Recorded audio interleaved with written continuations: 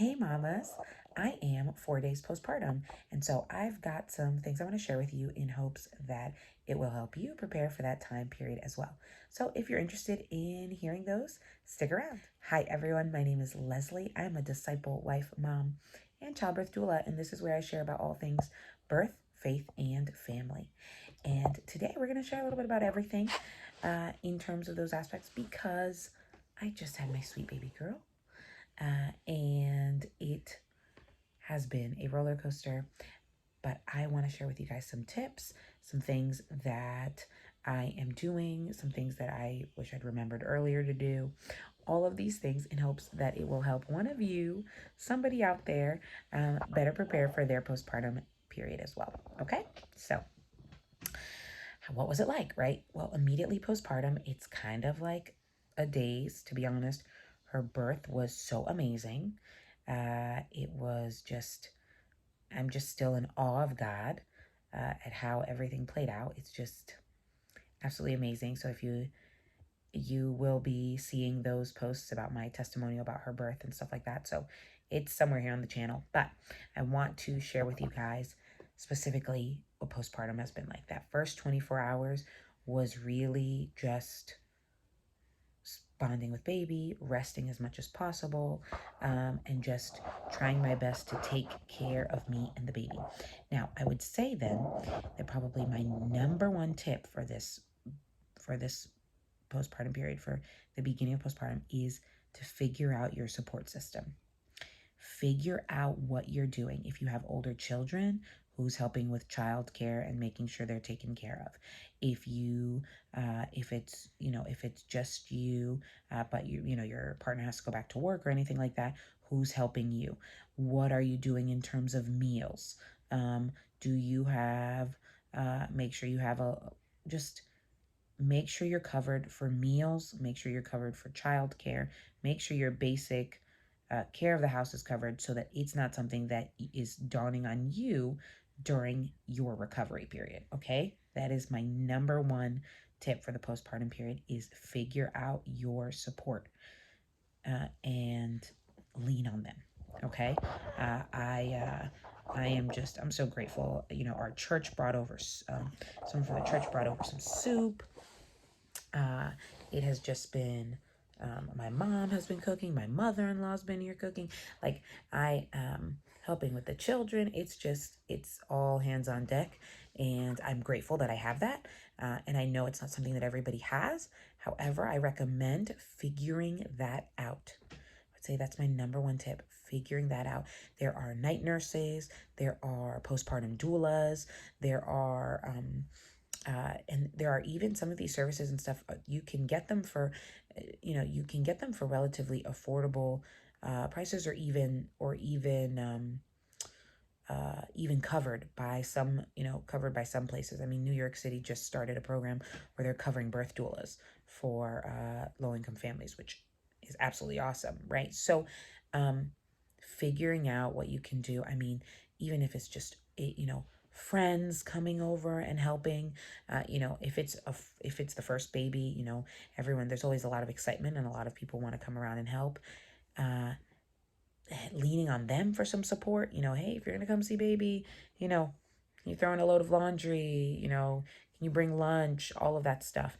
This is also stuff you can prepare for. You can do meal prepping in advance. You can do frozen meals. Make yourself a lasagna, stick it in the freezer, so you've got that as a backup on a day, right? Or save for takeout because you're planning, like, hey, I'm just going to do takeout for a bit.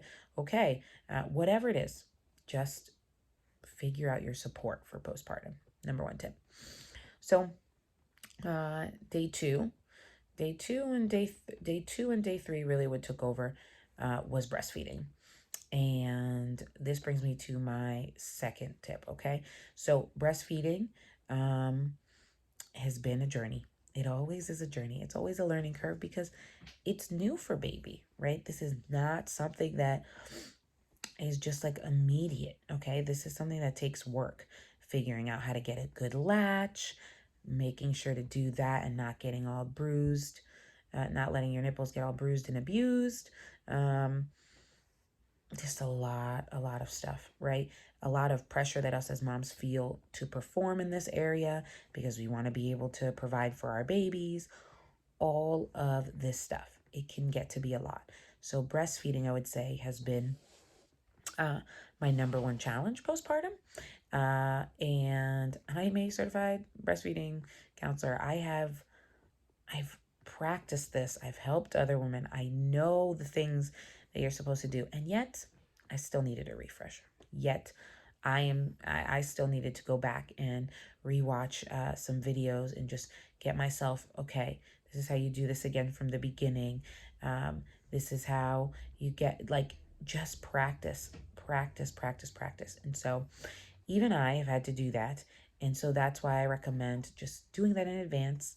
Get yourself some breastfeeding education. I recommend Global Health Project's breastfeeding playlist on YouTube, completely free, to go through the basics: how to hand express, what does a good latch look like, how to break a latch, what different positions you can breastfeed in. Just a great overall playlist for breastfeeding. I highly recommend that as a great place to start. If you'd like a paid program, I hear Milkology has a great breastfeeding e-course that you can take as well.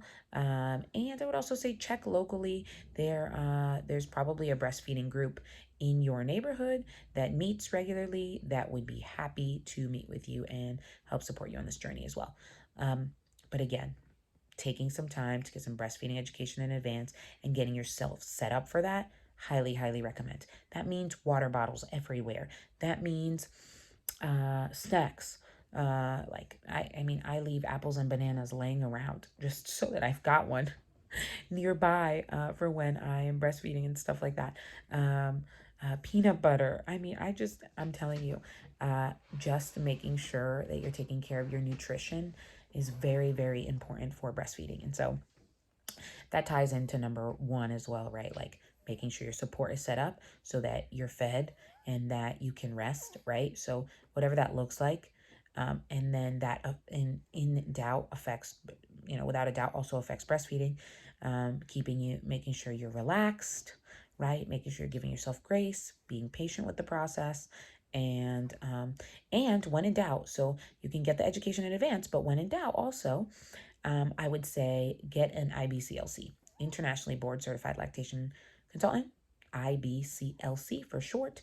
I recommend checking out the Lactation Network, and a lot of insurances will actually pay for you to have an in-home, in-office, or telehealth visit with an internationally board certified lactation consultant. These people have like over 5 years of experience with working with people who are navigating difficulties breastfeeding. I mean, these women are like trained in like how to make you feel like you can do this and how to really equip you with like practical hands-on tips for whatever it is that you may be struggling with, right? I remember with my first, there was nothing wrong. We just needed practice. He was a 38-week baby. He just slept a lot. He was very lethargic. And so I had to wake him for feedings. And it took us a long time to figure out a good latch situation, but we did it, right? And the IBCLC was nothing but encouraging and gave me tips and all of that stuff. So, as you all know, with my third, it was a different story. However, an IBCLC covered by your insurance, almost all insurances will cover it, can come to your home. I always go for the in-home. If you can manage to make it to the office, go.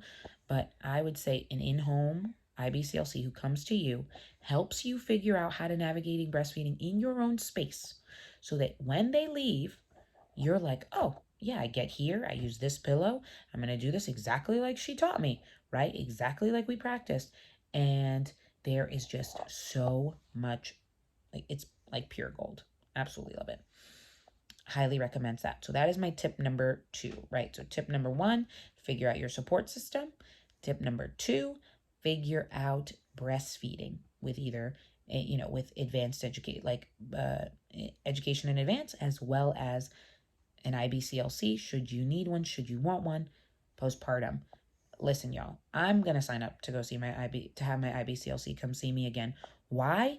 Because I've let myself again get sore nipples. The latch is getting better. However, I'm still recovering, and I just want to make sure she's transferring over enough milk, right? And so having the IBCLC come and just do a weight, just do a milk transfer, and see how much the baby is transferred, and just give me also just another boost and encouragement, like, hey, you're doing this right, or someone who can literally watch how I do it and say, okay, this is off, this is where you're struggling, this is why it works this time and doesn't work this time. I am so excited to have that again, and I have no shame in doing it because this is something that, like, this is not easy, y'all. Like, the things that we're doing are hard, but hard doesn't mean bad, right? And so we can do this. I just want you guys to know that there are resources out there for you to be able to do it. Okay? So check out the Lactation Network. I hope that it's a resource that is as helpful to you as it's been to me. Then, that was my second tip. It was always that. Now I'm on day 4. I would say that I am trying to figure out, like, okay, what's a new routine look like, all of that stuff, and trying to figure out trying to figure out a lot of stuff. But one of the other things that I've managed in taking care of myself is that, like, I'm on baby number 4. Okay, so they say that the more children you have, the harder the postpartum recovery period can be because of the afterbirth pains, the contractions that come afterwards for for everything to kind of like go back down to size and everything like that. Well, I just want to tell you, my afterbirth pains this time were rough. Yes, they were. They're very rough. So it's so interesting. It's like, if you have a baby latched on incorrectly, so your nipples are also sore, you're latched on incorrectly, plus it's stimulating really intense contractions, it's like, which pain do you deal with first, right? And so this has been, this time around, the circumstance that I'm handling. However, what I found is that After Ease, which is a natural tincture, is really helpful. So I've been taking this tincture that has cramp bark in it, and it has been really helpful. At first, I was like, this thing isn't working, and I thought, like, I definitely need the pharmaceuticals. Like, I need the Advil, the Motrin, whatever.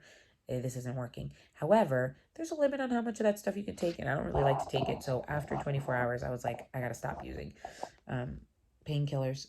And I just went solely to the After Ease, and it's been awesome. So I just take it, and they haven't been coming back. So I am helpful. I'm grateful for that. And so I just wanted to share that. If you also are preparing for that, you're having maybe your second, your third, and it's something that you want to consider, I recommend the After Ease tincture, and just nice to have on hand and use if needed. If you don't need it, great. But I have it there just in case. Those are the 3 tips I really got for now. I would say, well, and I'd say my 4th tip is staying grateful. Staying grateful, especially in the midst of, like, when moments can get to be a lot, okay? I am just reminding myself of how grateful I am for the awesome birth I had, for the fact that I have all these awesome babies, and they all love each other. Like, the postpartum experience has been absolutely amazing. I think this is the one thing I want to touch on. I would say this is my last thing, and I think this is just a culmination of all those 3, like, having the support that I need, having on the front of being able to take care of me, take care of baby, breastfeeding situation, the logistical stuff, my body healing, all of that has allowed me to also make space to be so grateful for the people that I have around me that I've been blessed with, right? Children are a blessing.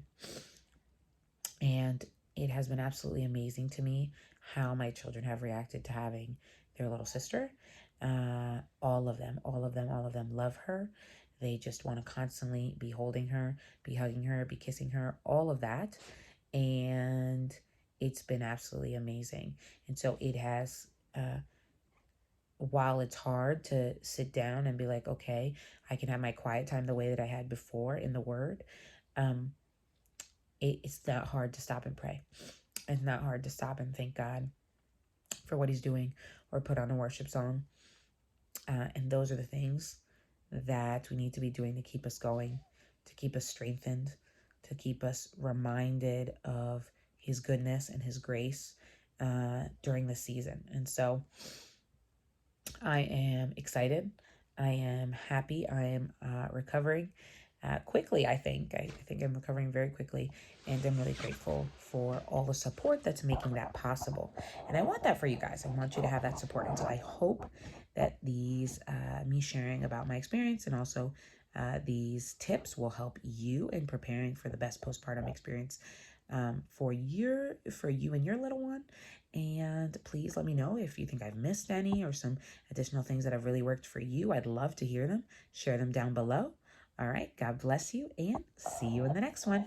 Don't forget to do all the things. All right. Thumbs up, all that stuff, share. And I'm excited to see you in the next one. God bless y'all. Bye.